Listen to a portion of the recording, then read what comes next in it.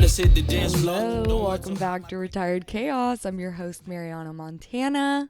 If you're new here, hi, I'm so excited that we found each other. I'm excited to be friends with you. For context, I make a lot of content around 360 wellness. So think physical, mental, emotional wellness. I find the human brain, human body to be very, very interesting, and I am obsessed with learning about it. I'm obsessed with learning more about myself and just growing. And so a lot of the content that I do is definitely a little bit of a split between my own personal experience and research that I've done and things that are backed by science. I really love getting a little bit deeper as to like why I am the way that I am. I think that if I could go back to college, I would do something in psychology and human development because I just find it so interesting.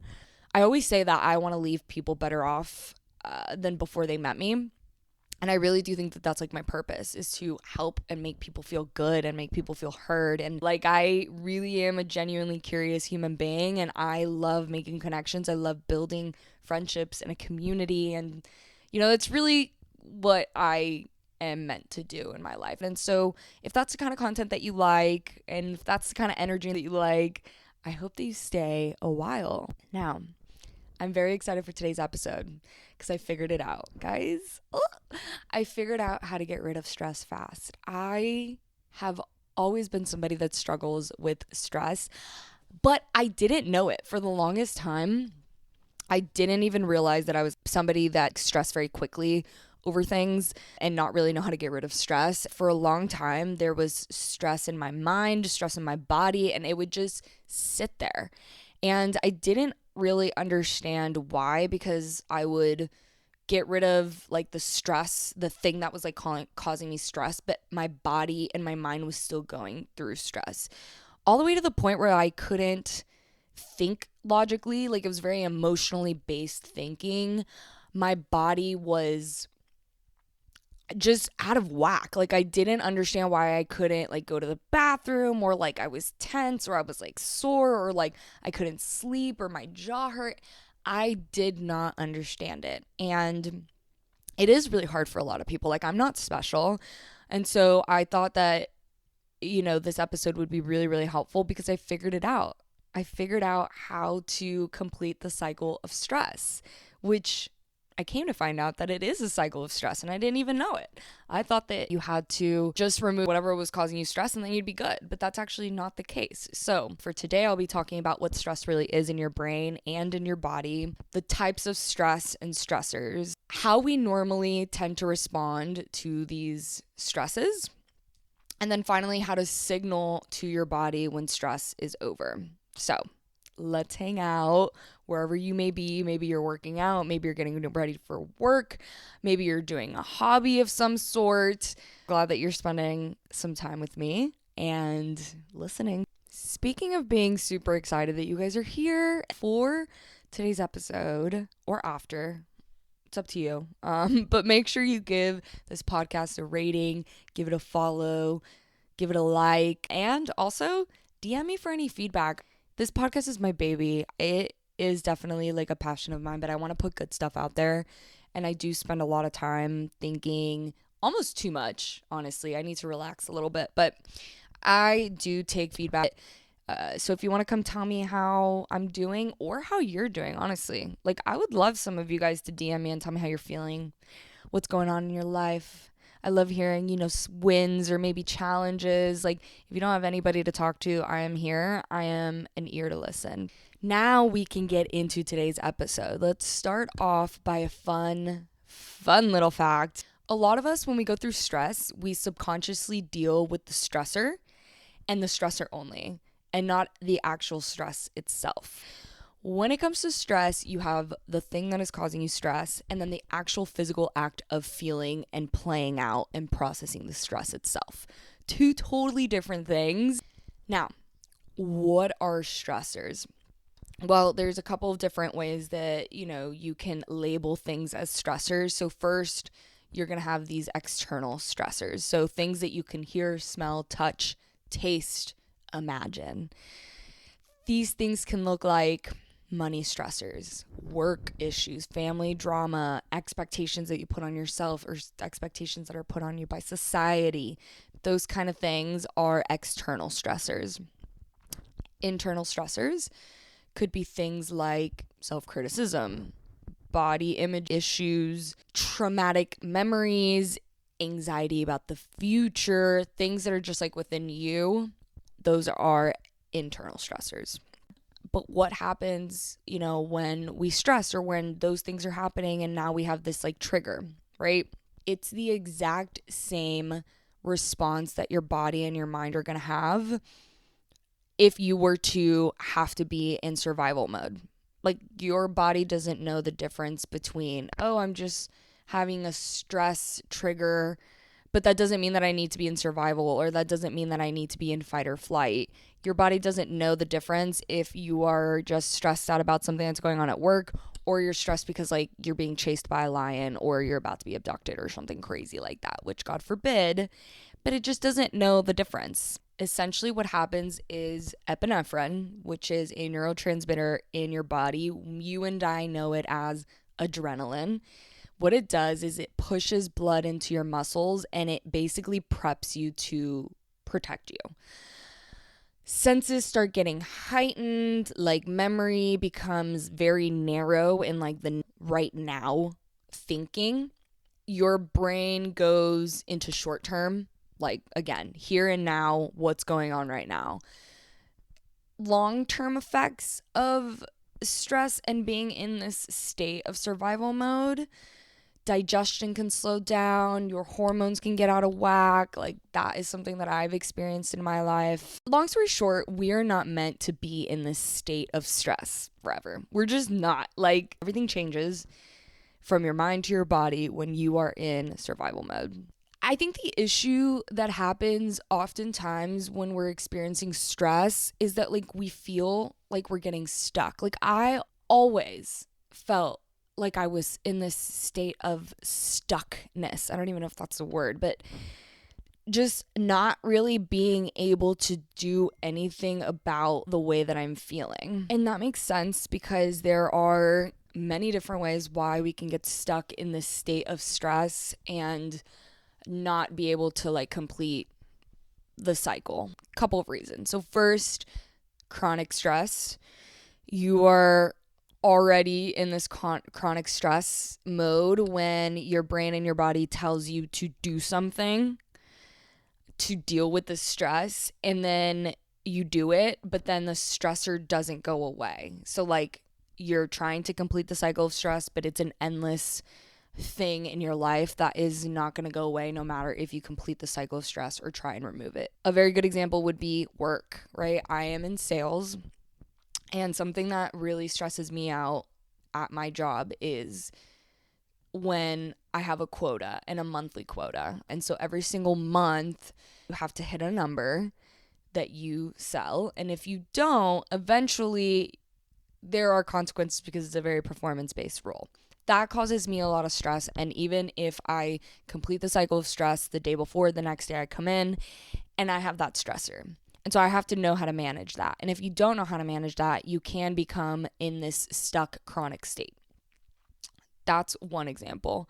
The second one would be social appropriateness. So you are in a situation in a social setting, a mostly public setting, and your brain and your body are telling you to protect yourself. Flight mode, right? Run. Like, you're stressed. You're feeling this. I'm trying to protect you. And you can't do that thing that it's telling you to do because you are in a public setting. A really good example of this would be another work situation, right? Maybe you are in a one-on-one with your manager, or maybe you are in front of a client and the client is doing something is causing you stress. Maybe you're thinking about something that's happening at home, but you're in a social setting and you can't do anything. So you can get stuck in this feeling of stress. Third, maybe it's safer to do nothing at all. Like, you want to be able to respond to what your body wants you to do, but maybe in that moment it's safer to do nothing. And so we can get stuck in this feeling.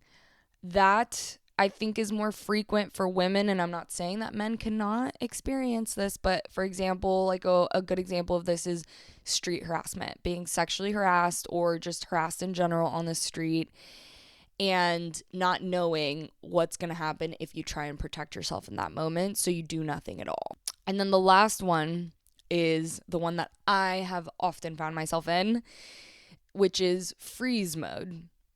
This is the official fight or flight mode. If you've ever ridden a roller coaster and you're terrified and you want to scream and you can't scream, you can't make any noise, you can't make any reaction, so you just sit there and take it.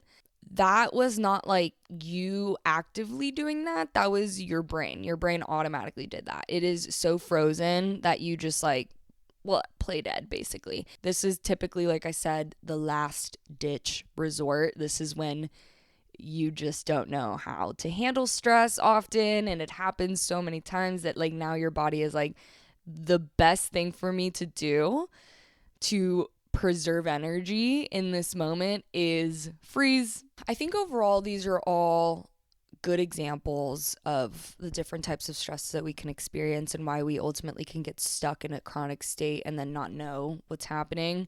It's hard to get out of, especially for a woman, because like, for example, for me, not only did I grow up in Texas, a very conservative area, but I also grew up in a Mexican upbringing.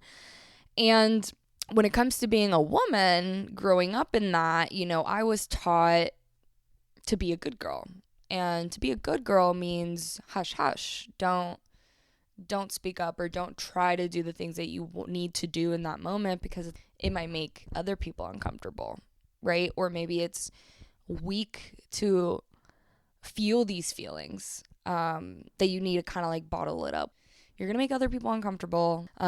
It was also really known to be like impolite. So I did grow up with the need to suppress the feeling of stress and ignore it, but also just like not understand what it was. You know, like I didn't really understand like, okay, here I'm feeling this, what I'm feeling is stress, and I need to go help myself. You know, it was like, oh, I'm feeling something and I can't really explain it, but again, it is unladylike, it is impolite, it's going to make other people uncomfortable. Hush, hush, suppress. As I grew up, especially throughout the pandemic and having a really stressful job, it got to me to the point where I couldn't really function as a normal human. Like I was very quick to shut down and be emotional and not know how to logically think through things, all because I started experiencing chronic stress, and my digestion did fuck up and my hormones fucked up, and you know, I developed Hashimoto's and PCOS and all these things, that these autoimmune diseases, while not entirely having to do with stress, that's not like the entire thing that it gets caused from. Stress is one of the main drivers of these autoimmune diseases and their flare-ups. So I didn't know this until very recently, like I said. And I learned how to complete the cycle of stress, which is crazy. And it's the best thing that I think that I have ever learned. Well, actually, yeah, the best thing that I've ever learned in my entire life is how to complete the cycle of stress and how to manage stress. And by now, I'm sure you're like, okay, babe, like, great. Oh, how do you complete the fucking cycle of stress? I'll tell you. When you are in stress and you remove stressors from your body, you still have to tell your body that it is no longer in an unsafe environment. If you don't do that, your body will continue to try and save you. Your body does not know the difference between being in a complex situation, right? Potentially getting kidnapped, or like, I don't know, filing your taxes. It's tax season right now, so, and I fucking hate doing my taxes. It doesn't know the difference. It just thinks stress is stress, and like that's that, black and white. So it's going to try and protect you in the same way that in both scenarios. Your body knows body language. So you have to talk to it in the way that you would talk to your body, right? Internal body communication. And so the way to complete the cycle of stress, there's a couple different ways, but some really, really good ones, top ones would be, number one, exercise. Of course, that might be an obvious to a lot of people, but not everybody, right? And when you're going through stress and you want to tell your body that it is no longer in an unsafe environment, going and working out for 20 to 60 minutes a day is more than enough. I mean, I work out in the mornings for like my own benefits, but when I do feel like I'm stressed, I take a chill, take a pause, and I go on a walk. And I don't go on a walk necessarily for 20 minutes, but I do go on that walk until I feel relaxed, until my body communicates with me, okay, I'm good. And when I talk about exercise, I don't mean like, okay, let's go and do some like HIIT cardio or go and do some HIIT exercises. High intensity interval trainings is actually one of the worst things that you can do when you're wanting to deal with stress. Those exercises are just going to put you in even greater of a stress because those exercises are already meant to put your body in a little bit more of a challenge. So I would definitely not recommend that. Something a little bit more gentle to your body. Like I said, a walk is perfect. Number 2, breathing like deep, slow breaths. I'm talking to like breathe in for 5, hold, contract your belly, let out slowly for 5 seconds, and do that again until your body starts communicating with you that it's over, it's good, it's in a safe environment. Because if you think about it, if you're in deep danger, you're not going to do either of those things. You're not going to go for a fucking walk, and you're definitely not going to stop and smell the roses. You got to do something that is more calming, that is going to teach your body you're in a safe environment. Number 3, positive social interactions. Introverts, don't shut me out yet. Please don't shut me out.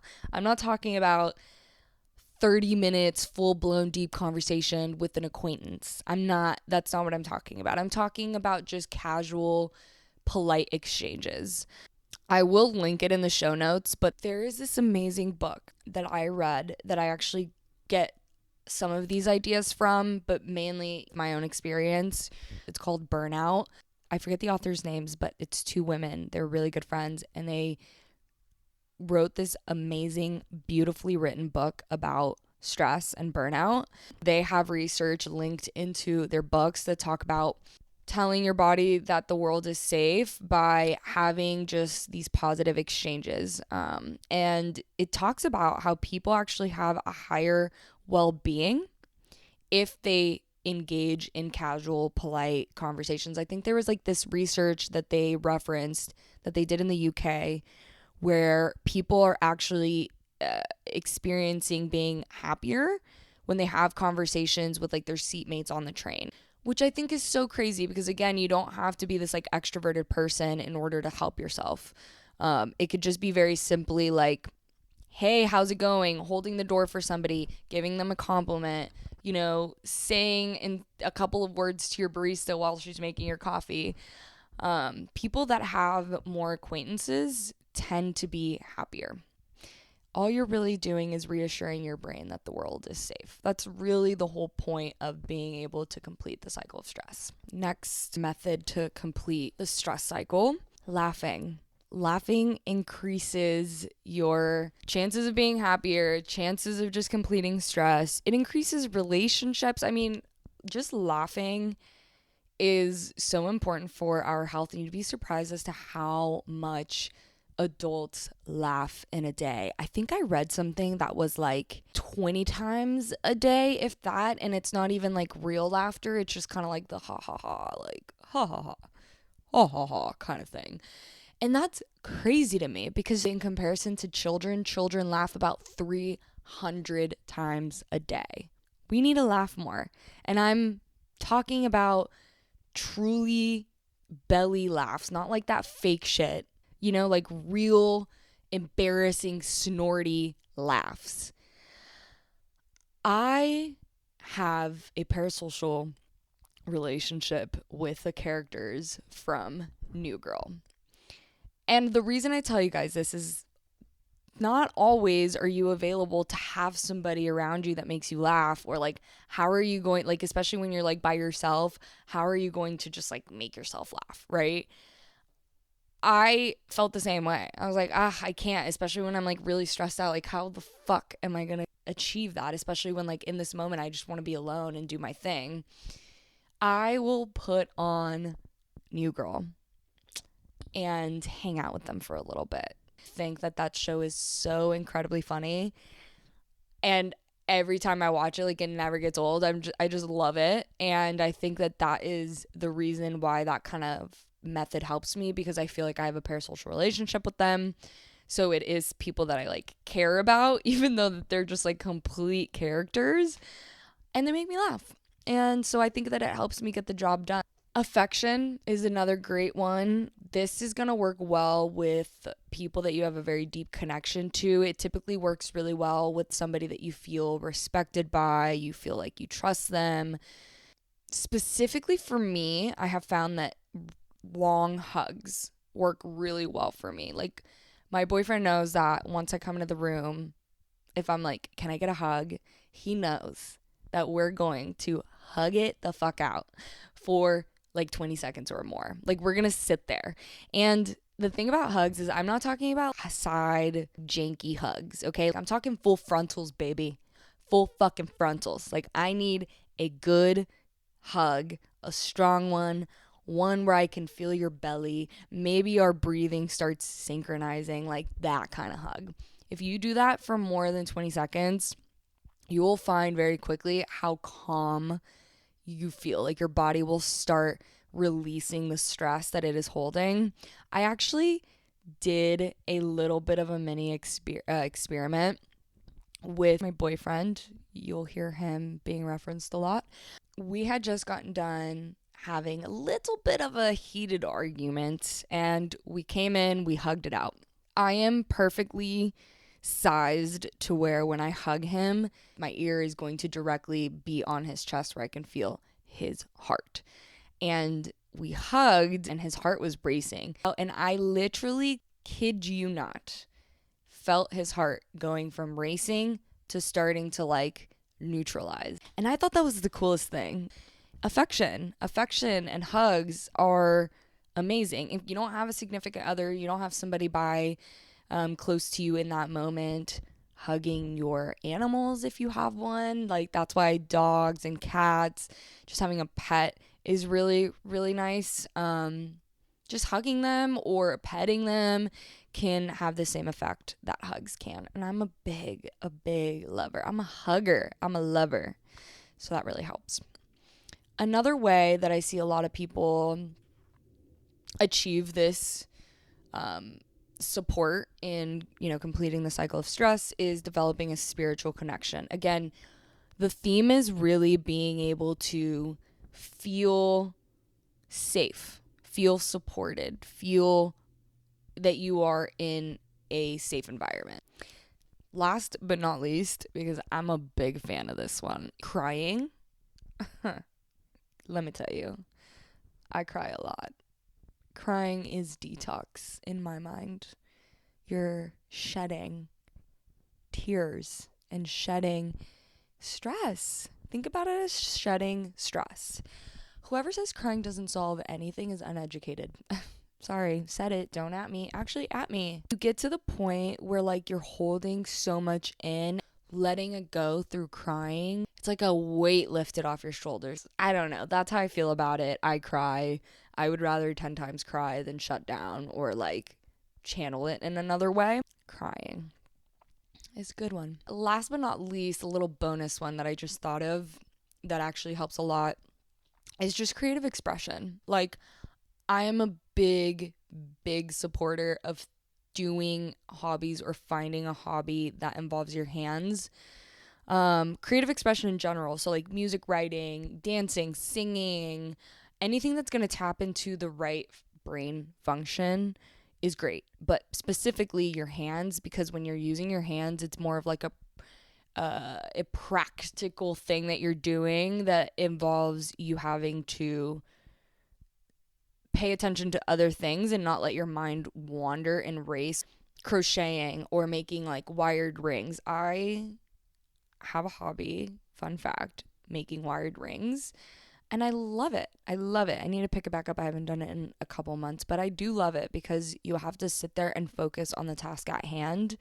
And it's not something that's like that easy. Like crocheting eventually, like you can get it on autopilot. But for me, wired rings and like you have to really focus on where the wire is going. Otherwise it could break and you're screwed. Um, paint canvas, what are those paint by number things? Incredible. Get one of those bad boys, set it up in your living room or wherever, you can just kind of pass by it. And every time you're feeling stressed, go over there and start slowly competing one of those like little sections. You would be surprised as to how quickly you can get out of stress and also how quickly you can become Picasso. Amazing. I support it. Look, it's not easy by any means. I'm not saying like, okay, then you're going to implement this stuff and then you're automatically going to get rid of your stress immediately and it's not going to come back, or like you're just going to be able to ride the stress wave or whatever. It's not easy at all. For me, living with chronic stress for a long time and then implementing those things, I found that I would not feel stressed and then I'd be like, okay, cool, like I'm good. So then I would get out of the activity and then like 10 minutes later, if I was on autopilot, it would come up again and my body would start tensing up or my body would start trying to tell me like you're stressed again. That specifically can happen, and it could be harder for people that have been living with chronic stress because you have gotten your brain and your body accustomed to this habit. And so I just think over time, doing these things proactively, it's like recreating a new muscle in your brain of like, okay, when I'm doing this, that means no more stress. Don't bring me back up. Keep me mellow, keep me neutral, right? Body, help me stay neutral. And I think over time, you'll see the feeling and how much better you'll feel. Which leads me to my final section of the episode. How do you know if you've completed the cycle of stress?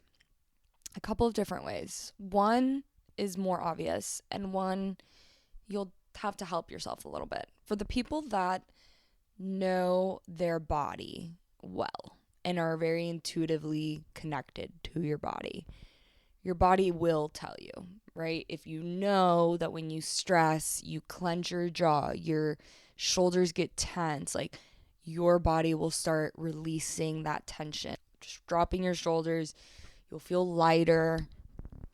If you carry the stress in your mind and your mind starts racing, you'll notice that your mind is slowing down. You'll feel more peace, slow, steady. Your breath will slow down, be steady, will neutralize, or you'll start breathing again. I found that when I was stressing at work, I got to the point where I wasn't breathing. And there were times where I would like be doing something and then I would and like gasp for air. Your mood will shift, right? When you're stressed out, you can feel like very irritated. You can feel very short-fused. Things that normally don't annoy you and are very annoying. Those kind of things. Your mood will shift. You'll feel lighter. You'll feel happier. You'll feel calmer. That's when you're a little bit more intuitive and you can read your body. It's not always going to be obvious. Like, for a long time, I was not intuitive with my body, but I really wanted to, a while back, just be better at working out. And I had torn my ACL a while ago, and I had to figure out how to connect my body or my mind with my one leg that just wasn't connecting. And so I did a lot of body to mind meditations, and that's just how I was able to do it. And I am going to make an episode on the different types of meditation and why they're beneficial and how they help. But there is one where you can really help yourself get connected to your body. So that's how I learned. Anyways, off topic. Going back to if it's not obvious for you, I would ask myself a lot of questions. If after you've done the things that you know to help complete the cycle of stress, ask yourself, how do I feel now? What am I still thinking about anything? Like, what am I thinking about right now? Am I still stressed about this thing? Like, how do I feel about that thing now? Those kind of questions, just really, really asking, even asking, like, am I tensing my shoulders? Am I breathing regularly? If you can't find the stress anymore, or you feel a level of peace from the questions that you're asking, there is a good chance that you have completed the cycle of stress. And like I said, it's not easy. Like, you have to do it over and over again, and there has to be some level of repetition for your body to learn that we're no longer going to do the same thing that we've been doing for years or months or whatever, however long you've been experiencing this. You do have to reteach your brain and your body to complete the cycle of stress when you're asking it to, but also completing it faster. That's all I got. It's easier to talk about than doing, I will say. So give yourself some grace, as always. And I hope that this was helpful. I know that it has changed my life completely. I mean, if there's one thing that has changed my life in any of the things that I've ever tried, is being able to manage this piece, because it really can clog your ability to think, your ability to act, your ability to live, and just live life and enjoy life, because that's what it's all about, is living and enjoying the one life that you have. And why the fuck are we going to live it in a stressful way? You know what I mean? So I hope that you enjoyed it. I did change a little bit of like the method of how I was doing things. Let me know how you feel about this episode. And the season is going to be fun. Season 2 is going to be fun. I'm figuring out a lot of things, and so all of my titles will be I Figured Out X. If you got this far, thank you so much. I appreciate you hanging out with me. I appreciate you being my friend. I hope that you come back for another one. If you like this podcast, if you like this episode, give it a like, rate it. It really does help. And even though this is a passion project for me, I definitely do want it to be sustainable, and I want to be able to keep going. So thanks so much, and I will see you next week. Bye. You feel alive, let's hit the dance floor. Don't work too hard, might break a backbone. Return to the